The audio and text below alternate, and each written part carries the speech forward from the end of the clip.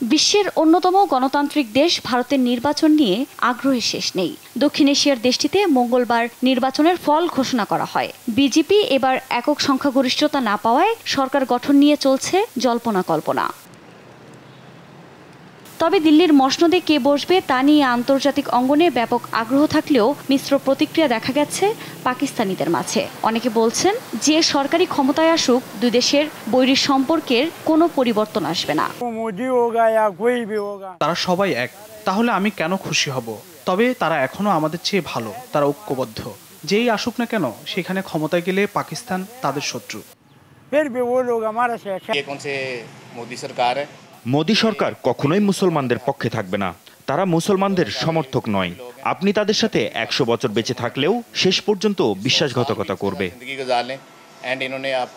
অনেকে বলছেন দোষারোপ বাদ দিয়ে সংকট সমাধানে দুই দেশেরই এগিয়ে আসা উচিত।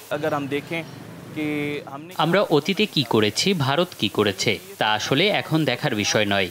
মোদির উচিত তার নিজের দেশের জন্য কাজ করা এবং আমাদের নিজের দেশের দিকে মনোনিবেশ করা উচিত। সমস্যা সমাধান করে উভয় দেশের একসঙ্গে কাজ করা উচিত।